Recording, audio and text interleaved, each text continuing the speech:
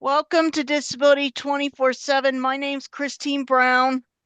And I'm Kyle Pigman, and this is a podcast for people with disabilities. And I want to thank our producer, Lindsay Evans, who's the unseen person, except for important guest things. But we want to make this short and brief. What's happening and March is Disability Awareness Month because we're recording today, but tomorrow on March 4th, there's going to be a thing at the State House, and it's happening all over the all this month. Different DD programs are hosting their own things, and then even some Franklin County. Also, I'll let Christine get in. So, the Developmental Disabilities Awareness Month is national, and here in Ohio, we really focus on recognizing what people with intellectual and developmental disabilities can do. Just like Kyle and I, we work in the community, and then we're also included in different things, going out to different places in the community. People with disabilities deserve to be in the same setting as people without disabilities because that's being integrated. What would Yeah, you like to say, Kyle, of your point of DD Awareness Month? it's to continue.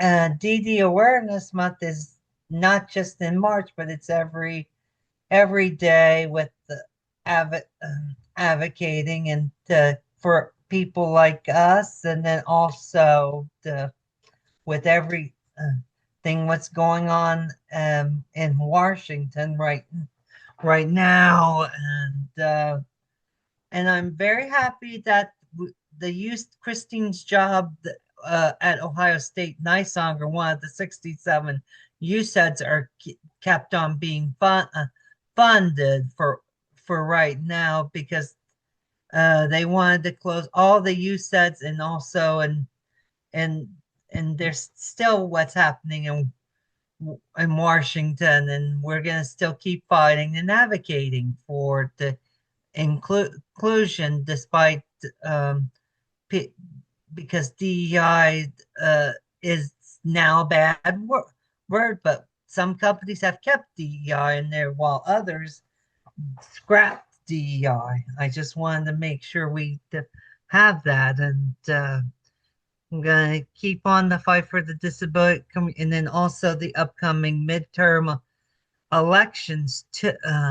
And I've been keeping in touch with the two people in the voting thing for National Disability Rights Network, or NDRN, to possibly come to the Synergy Conference in the fall. Got to keep our right to vote and fight for accessibility. I'll let Christine chime in. So, also of what happened in February, the federal government finally passed this age limit discrimination. They reversed it to where now people with disabilities across the state and the country don't have an age limit anymore working. That has been something I've worked on for close to 9 years. So finally, the federal government voted on it in February after all this time because we really want everyone to know that when people are working, the states and the country are getting people to pay into taxes. So when people are forced to quit, they lose out on money. And when I told that, I think that got them. So thankfully, that thing got achieved. My next two ideas and it's sort of a tie, is the marriage penalty or the SSI asset limit, because it hasn't gone up since 1989. And please also check out House Bill 581, Connie's Law, because that's in the works of getting done here in the state.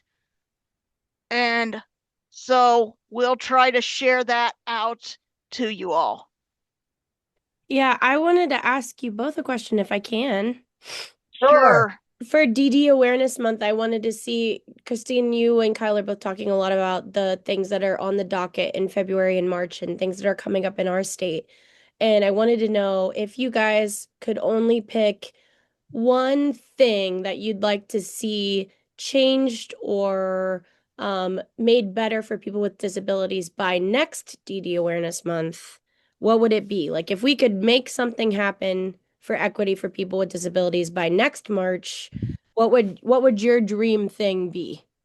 Eliminating the marriage penalty for me. That would be the It's a big one. eliminate.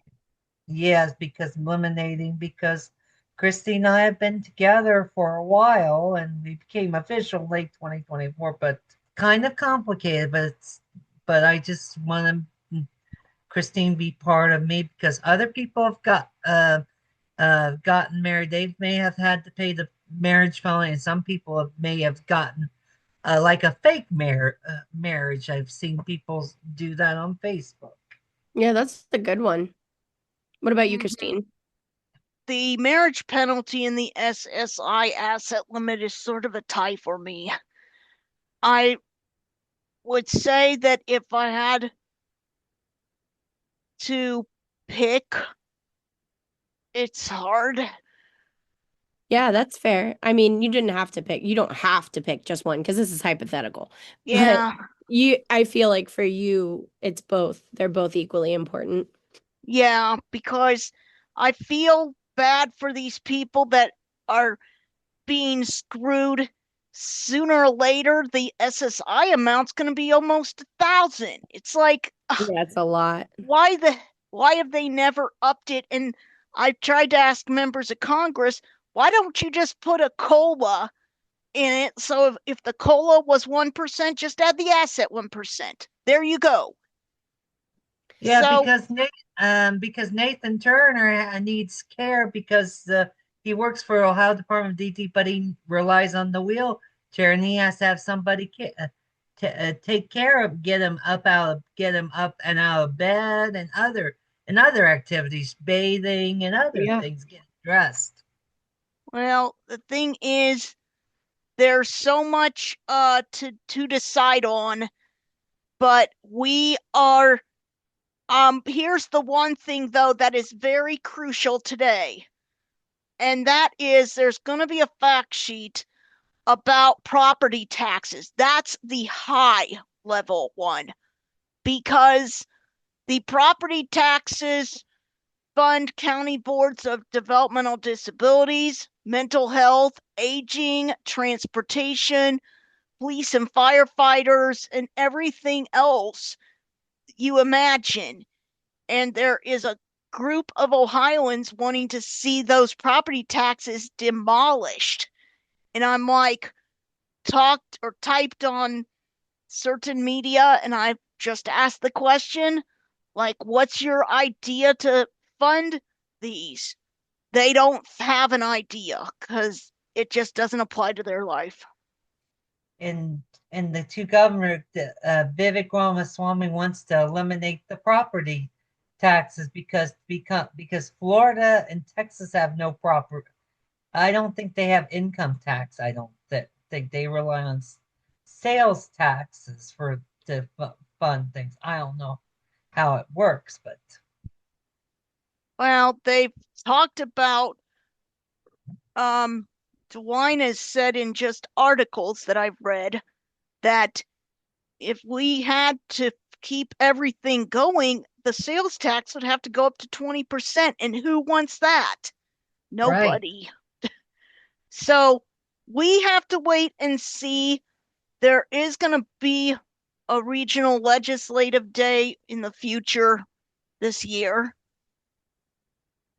But We're gubernatorial candidates, Scott, because I went to the one in 20 election thing for in 2018. I think Sherrod Brown showed up, and I don't know what happened with others, but I just remembered that at the time.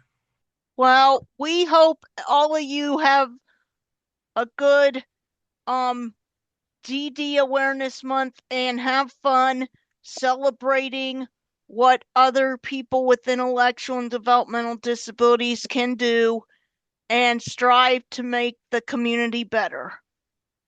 Yes, we're going to plan to talk more about this because talk about more disability issues because we're welcome, and also you can submit other topics to the Disability 24/7 on YouTube and Spotify and Facebook if you want to get questions answered or maybe an episode idea.